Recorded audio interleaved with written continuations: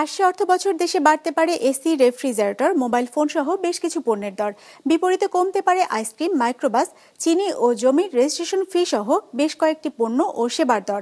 2025-26 অর্থ বছরের বাজেটে শুল্ক ও মূসক কাঠামোর পরিবর্তনের ফলে কোন কোন পণ্য বা সেবার দর বাড়ছে আর কোনগুলোর কমছে তার বিস্তারিত থাকছে রায়হান শুভনের রিপোর্টে। 250-টিরও বেশি ডিজাইন অপশন নিয়ে ওয়ালটন স্মার্ট ফ্রিজ, বোঝে আপনার প্রয়োজন। প্রতিবার বাজেটেই বাড়ানো হয় কিছু পণ্য বা সেবার শুল্ক ও মূসক হার, আবার কিছু কিছু ক্ষেত্রে কমানো হয়। 2025-26 অর্থ বছরেও সে রীতির পরিবর্তন হয়নি। সামনে কি বিয়ে বা কোনো পারিবারিক অনুষ্ঠান করার চিন্তা করছেন? যদি করে থাকেন তাহলে আপনার জন্য সুসংবাদ নেই, কেননা কনভেনশন হলের ওপর উৎসে কর 5% থেকে বাড়িয়ে 10% করার প্রস্তাব হয়েছে বাজেটে। ফলে বাড়তে পারে খরচ। গরমের হাত থেকে বাঁচতে এসি কেনার পরিকল্পনা করে থাকলেও আপনার জন্য দুঃসংবাদ, কেননা বাজেটে উৎপাদন পর্যায়ে এসির ভ্যাট 7.5% থেকে বাড়িয়ে 15% করার প্রস্তাব করা হয়েছে। একই হারে প্রস্তাব করা হয়েছে রেফ্রিজারেটরের কর হার। ফলে বাড়তে যাচ্ছে রেফ্রিজারেটরের দাম। বাড়তে পারে মোবাইল ফোনের দরও, কেননা বাজেটে মোবাইল হ্যান্ডসেট তৈরিতে স্থানীয় পর্যায়ে মূল্য সংযোজনের ওপর নির্ভর করে 5 ও 7.5% হারে যে ভ্যাট নির্ধারণ করা আছে তা বাড়িয়ে 7.5 ও 10% করার প্রস্তাব করা হয়েছে বাজেটে।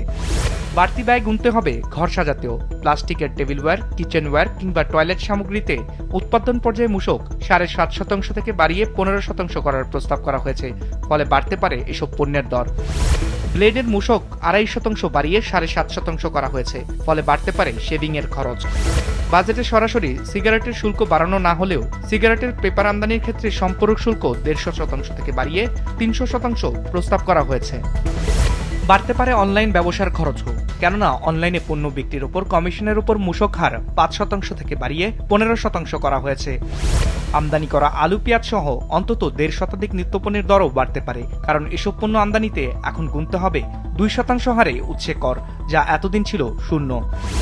বাড়তে পারে গার্মেন্টসের পণ্যের উৎপাদন খরচও, কারণ ম্যানমেড ফাইবার বা তন্তুজাতীয় প্রতি কেজি সুতায় উৎপাদন পর্যায়ে কর 3 টাকা থেকে বাড়িয়ে 5 টাকা করার প্রস্তাব করা হয়েছে বাজেটে। কটন সুতায়ও আরোপ করা হয়েছে সমপরিমাণ কর। এতক্ষণ বিভিন্ন পণ্যের দাম বাড়ার খবর শুনে মন খারাপ? চিন্তার কারণ নেই।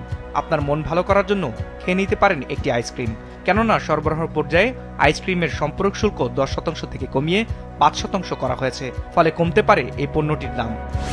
কমতে পারে মিষ্টান্ন তৈরির খরচও, কারণ পরিশোধিত চিনি আমদানির শুল্ক 4,500 টাকা থেকে কমিয়ে 4,000 টাকা নির্ধারণ করা হয়েছে। যানজটকে সহনীয় পর্যায়ে আনতে বাজেটে কমানো হয়েছে 16 থেকে 40 আসন বিশিষ্ট বাসের আমদানি শুল্ক, নির্ধারণ করা হয়েছে 5%। কমানো হয়েছে মাইক্রোবাসের আমদানি শুল্ক। কমতে পারে আমদানি করা এলএনজির খরচও, কারণ বাজেটে আমদানি পর্যায়ে এলএনজির মূসক শূন্য সুবিধা দেওয়া হয়েছে। স্থানীয় পর্যায়ে ভ্যাট অব্যাহতির কারণে কমতে পারে স্যানিটারি ন্যাপকিন, প্যাকেটকৃত তরল দুধ ও বল পয়েন্ট কলমের দাম। আপনি যদি সামনে জমি কেনার পরিকল্পনা করে থাকেন, আপনার জন্য সুসংবাদ, কারণ জমি রেজিস্ট্রেশনের লক্ষ্যে মূলধনী মুনাফার কর এলাকাভেদে 8, 6 ও 4% পরিবর্তে 6, 4 ও 3% প্রস্তাব করা হয়েছে।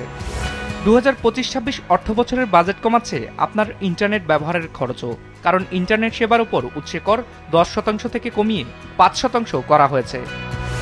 এছাড়া যুক্তরাষ্ট্রের সাথে শুল্ক কর নিয়ে সংলাপের প্রস্তুতি হিসেবে 110টি পণ্যের আমদানি শুল্ক সম্পূর্ণ প্রত্যাহার ও 65টি পণ্যের আমদানি শুল্ক কমানোর প্রস্তাব করা হয়েছে বাজেটে। রায়হান শোভন, বিজনেস রিপোর্ট, মাছরাঙা টেলিভিশন।